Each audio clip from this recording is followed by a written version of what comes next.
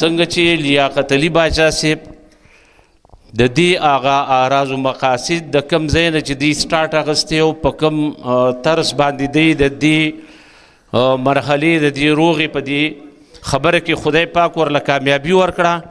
نو دغه شان زه اوس د هغې دویم دا مشر چې دی زمونږ ملک صلاح الدین خان چې د ملک صاحب نوسی دی، نو دی به هم دغه شان چې کوم په دې دواړو باندې تېروتي دي په څه طریقه باندې دا محفل راټول کړی دی او خبره یې جوړه کړې، نو هغو ته دعوت ورکوم چې تاسو ته مخاطب شي. اعوذ بالله من الشیطان الرجیم، بسم الله الرحمن الرحیم، نحمده ونصلي علی رسوله الکریم. د ټولو نه اول ټولو ته السلام علیکم ورحمت الله وبرکاته. دې نه پسې زموږ د ټول سوات مشران، علماء کرام، د دې قام ټول خلق همزولې او خاص کر ټولو نه اول زموږ د سوات مشر چې هغو مشروالي زموږ د پلار نیکونو منل دی، اوس دریم پیړۍ کې موږ هغه شان خپل د پلار نیکه په شانتې هغو مشروالي، هغو عزت، هغو احترام موږ انشاءالله کوشش کوو چې هغې نه زیات کوو خو هغې نه کم نشي.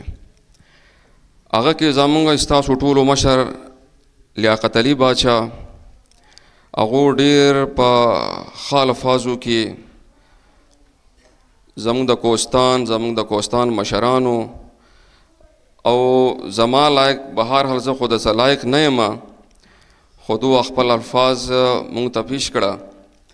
دې نه علاوه دو سره راغلی د سوات مشران جانبر خان دی، ورسره نور باچاګان دي ټول، هغې د سپه سالار صاحب ټول کړه ده، بیا د شانګلي خانان دي، مشران دي، او سلطان ګجر خان بھائی دو هم راغل دی، او دینا علاوه د بنیر خانان مشران علماء کرام سید لائق باچا دی، او دې سره افسر خان ناس دی چې دینا علاوه زمونږ د جمعیت علماء اسلام مشران مولانا غفور حیدری فضل غفور صاحب، احسان الله صاحب دی، جمیل خان دو دی، دین علاوه څومره علماء کرام دي، مشران دي.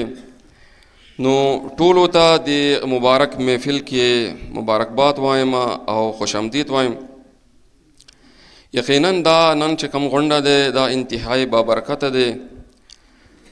دې کې تاسو ته ټول خبرې تاسو ته وکړې چې څنګه دې کې خلک ګرځېدل دي، محنت کړی دی، د انسان په وس کې محنت دی او نتیجه په الله پاک په لاس کې دی. نو الحمدلله دې کې ټول د دوبیر او د کوستان مشرانو ډیر پکې محنت وکړو، منډه تړه وکړو او دې حد ته خبره ورسېده. بیا دې کې خاص کر زموږ ټولو مشر لیاقت علي باچا کوستان ته پکې راغی او کوستان تلته چې راغلو نو موږ ته زموږ خو مشر ته کوستان ته څنګه ستاسو فون موږ ته راغلی نو هم پوره و، ولې چې دا یو د خیر کار دی او ته زموږ مشر خو به هر هلته دو حاضري ورکړه بابا خواله. نو موږ ته دغه حکم و چې څنګه څومره ستاسو وس کېږي نو دې روغې کې دې کورونه چې کوم تقریبا 4 خاندانونه د 28 سالو نه متاثرو در په درو دې معاملې او هر علاقه کې هغو ګرځېدلو، حالانکه مخکې هم کوششونه کړو خو الله پاک ته بس مقرر نه وه. نن کم اخلاص لیاقت علي باچا وکړو یا نور زموږ مشرانو وکړو نو هغه قابل تحسین دی. نو الله پاک ټولو ته اجر راکړي او انشاءالله دا کار دا تعلق د سوات سره د شانګلي سره او ستاسو ټولو د کوستان سره دا به انشاءالله ساتو به. او دا معاملات خو د روزمره معاملات دي، کیږي قام کې کیږي، وطن کې کیږي، په نسب کې کیږي. نو انشاءالله ټولو نه د پښتنو غټ فارم چې دی نو دا دغه جرګه ده. نو په دې فارم باندې پکار دی چې خلک هم ورته کوشش کړي او مشرانو مخکې کړی دی نو الله دو ته اجر ورکړي. نن هم ټول د خاص د دې جرګې دپاره ټول راغلي زموږ د مشران. نو الحمدلله نن هغه خبره پای تکمیل تک ورسېده او لیاقت علي باچا په ډېر ښه الفاظو کې هغه بیان کړه. نننې چې کم مشران راغل دي او خاص کر زموږ باچا صاحب 45 लाख روپۍ په دې کې قصاص وکړو. نو زه د دې جرګې او خاص کر د باچا د دې مخ او د دې کړاو او زموږ د پلار نیکه او د مشر نو 10 لک روپۍ خاص دو ته پرېږدم، د دو پګړي کوم د دې جرګې مخکې ټولو ته. او نور چې څومره یې نو هغه خو هغه څوک خاوندان دي هغو له به ورکړي او انشاءالله دا ملګرتیا دا انشاءالله به جاري ساتو.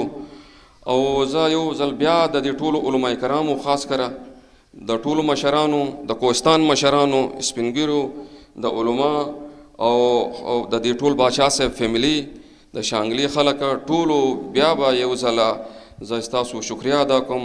ستاسو ډیره مننه، مهرباني.